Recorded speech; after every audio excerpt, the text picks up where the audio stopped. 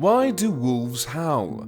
While humans have perpetuated the idea that the howl expresses sadness or loneliness, the wolf's howl is actually a tool to communicate location and to ward off outsiders, as well as a way for wolves to socialize with other packmates. When wolves get sad, they don't howl. They just beat the living shit out of tigers. お前はもう死んでいる。何? I fucking love Beastars. But anytime any one of my friends asked me, Hey Scott, what is Beastars about? I usually end up giving them some variation on, it's like Zootopia, but with more sex and violence. Which is pretty reductive. Because at the end of the day, Beastars is well and truly its own beast.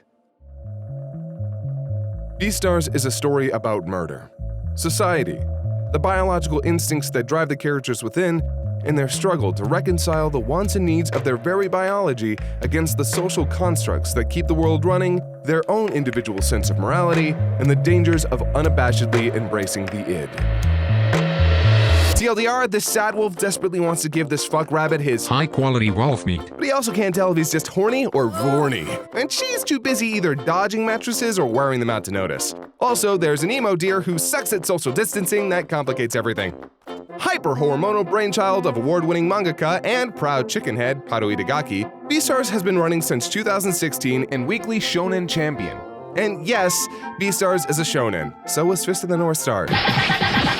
I started reading in early 2019 and became instantly enamored by this tale of bloodshed, racism, sexual politics, and egg sandwiches. But when I heard that Studio Orange, responsible for lesbian space rocks, no not that one, yeah that one, was going to animate the series in CG, I was admittedly tense, anxious. It did me a concern. Haruhi Itagaki's art style for the Beastars manga is pretty wild, mind the pun, with a focus on expression, exaggerated features, and perspective. In short, it doesn't, at first glance, translate incredibly well to 3D. However, I can safely say that, while not a perfect adaptation, the folks at Studio Orange ended up delivering a spectacular 12 episodes, covering the first 47 chapters of the original manga. But what is it about Beastars that makes it so compelling? Is it the social commentary mixed with violent melodrama? Is it the internal and external struggle of the characters that we relate to? Is it bunny titties? Truth is, it's all the above. But there's something about that last one that actually plays a little more into it than you might think. Anthropomorphism, also known as that furry shit. I couldn't help but notice your bulgy-wolgy from across the floor. It's the humanization of an otherwise non-human entity. Think Fritz the Cat or Forky from Toy Story 4. And you are? I'm trash. Anthropomorphization has been common in art since the beginning of, well, art. And it's helpful in Beastars to help tell a story steeped in some pretty serious subject matter, all the while giving itself enough wiggle room as to not shove its own foot too far into its own mouth. All animals have innate biological instincts and behaviors that, when filtered through an artistic lens, can help represent human personality traits. Rabbits rely on their defensive instincts to avoid conflict and also like to fuck. Wolves tend to run in packs and are vicious hunters, and deer pack heat!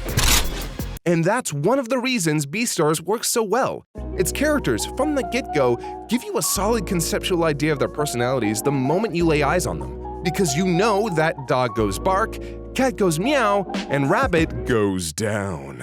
But the strength of how Beastars uses this narrative shorthand lies in Haruhi Itagaki's open acknowledgement of these stereotypes, embracing them and making them part of the narrative, knowing when to play them straight and when to subvert them. And that makes for a fascinating story, where the concepts of right and wrong, nature versus nurture, biology versus society all create a genuinely compelling conflict.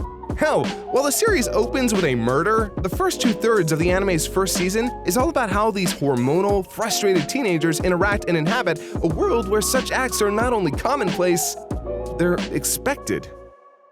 It isn't until the third part where the action truly kicks in and the stakes are raised sharply. For some, this is where Beastars truly gets good. For others, it kind of feels like an abandonment of its premise. But honestly, I cannot wait for you guys to see what Season 2 has in store. And yes, it does get hornier from here. Also, the opening theme is a goddamn banger!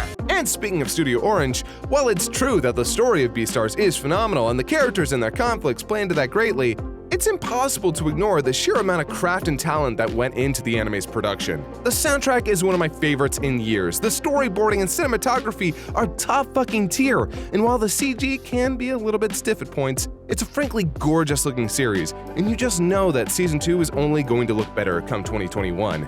5 months after whenever it releases in Japan, because that's a great fucking business model, Netflix! And I can happily say that whether or not you're all about enjoying media in its native tongue, or you're one of many who prefer enjoying their anime without having to focus on the bottom quarter of the screen, both the sub and dub deliver delightfully. Jonah Scott nails the socially awkward, introverted nature of Legoshi, without ever making him sound bored or tired. Griffin Poitou as Louis delivers an intense, complicated, and well-rounded performance throughout. And Laura Jill Miller is fucking inspired as Haru. And hearing her not only back in anime, but giving one of the most heartfelt and moving performances in the entire series is a treat. Also, you get to hear Kari from Digimon say shit like this. Don't worry, it's fine. You can be rough, I can handle it. I think it'll be fun. I will say, however, that if you enjoyed the first season of Beastars, check out the manga. The anime adaptation loses much of the charm that permeates Itagaki's artwork. Also, the pacing of the anime sacrifices some noteworthy world building in exchange for fitting the entirety of this particular arc into 12 episodes. Luckily, though, at the end of the day, there's no bad way to consume Beastars. Except 5 months late, that's definitely a kick in the dick. But for all you virgins out there who are still unsure about it, I implore you to give it a try. What's the worst that can happen? It's not like Bad Dragon's gonna suddenly send you a box of their merch out and no my fucking... You know you can always count on me. I promise I'll never be suspicious or be disgusted by anything you do. You like what you like. It doesn't matter. Insects, rabbits, anything at all is totally fine.